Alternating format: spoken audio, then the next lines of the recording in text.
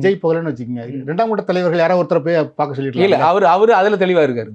வந்து முதல்ல அவரு பார்க்கணும்னு அவர் ஆசைப்படுறாரு. நீங்க விஜய் வந்து பார்க்கறது வரைக்கும் ஹாஸ்பிட்டல் இருக்கிறவன் தாக்கு பிடிப்பானா? அவர் வந்து தயாரா தான் இருக்கிறாரு.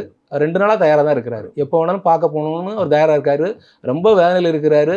ஒரு சாமானிய மனிதன் மாதிரி அவர் தலைவருக்கு அப்பாற்பட்டு ஒரு சாதாரண ஒரு மனிதனாக கூட ரொம்ப வேதனையும் துயரில் இருக்கிறாரு. 20 லட்சம் ரூபா ஒரு கட்சி தலைவராக வந்து அறிவிச்சிருக்கிறாரு. நிர்வாகிகள்கிட்ட பேசிகிட்டு இருக்கிறாரு. எப்படி போகலாங்கிற திட்டங்கள்லாம் வந்து பேச்சுவார்த்தையிலும் இருக்குது. அப்போ அரசுகிட்ட அனுமதி வாங்கணும். அரசுகிட்ட அனுமதி வாங்காமல் திடீர்னு எப்பவும் போல் அவர் தலைவர் வந்து யாருக்கும் தெரியாமல் இரவில் ராத்திரி திடீர்னு போனாலும் அதுக்கு இந்த அரசு வந்து அவரை போகக்கூடாதுன்னு சொல்லியிருக்குன்னு சொல்றீங்க? இல்லை, போகக்கூடாதுன்னு இல்லை, போனால் அதையும் வந்து அரசியலாக்குவாங்க. விஜய் போகலன்னு வச்சுக்கோங்க, இரண்டாம் கட்ட தலைவர்கள் யாராவது ஒருத்தரை போய் பார்க்க சொல்லிட்டு இல்லை அவரு அதுல தெளிவா இருக்காரு. வந்து முதல்ல அவரு பார்க்கணும்னு அவர் ஆசைப்படுறாரு. நீங்க விஜய் வந்து பார்க்கறது வரைக்கும் ஹாஸ்பிட்டல் இருக்கிறவன் தாக்கு பிடிப்பானா? இல்ல, அவனுக்கு ட்ரீட்மெண்ட் வேணும்ல. இல்ல பார்க்கறதுக்கெல்லாம் வந்து தயாரா இருக்கிறாங்க. இந்த அரசியல் காரணங்களுக்காக நிறைய விஷயங்கள் பரப்பப்படுது. ஆனா அவர் என்ன நினைக்கிறாருன்னா, அரசுகிட்ட நம்ம ஒரு பெர்மிஷன் கேட்டுட்டு போய் பார்த்து நம்ம மக்களை. நான் வந்து விஜயை பார்க்க போனேன், கூட்டத்தில் பாதிக்கப்பட்டேன்.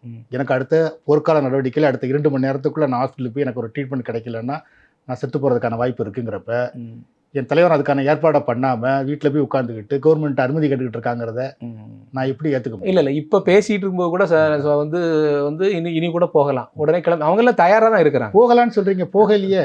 தயாராக என்ன சொல்கிறேன்னா, பாதிக்கப்பட்டவங்களுக்கு ட்ரீட்மெண்ட் தேவை இருக்கு. இல்லை, தயாராக இருக்கிறாங்க அவங்க.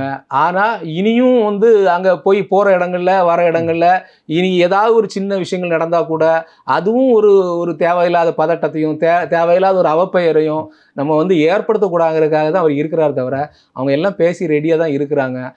ஒரு அரசுகிட்ட சொல்லிக்கிட்டு போகலாம். நம்ம திடீர்னு நைட்டு 2 மணிக்கு 1 மணிக்கு யாரும் இல்லாத நேரத்தில் வந்து ரகசியமாக போய் வந்து கொடுத்துட்டு வந்து ஒரு ஆறுதல் சொல்லிக்கிட்டு வந்து நலம் விசாரிக்கிறத விட வந்து எல்லாருக்கும் தெரிஞ்சுட்டே போகலாம் அப்படின்னு அவர் விரும்புகிறாரு. ஆனால்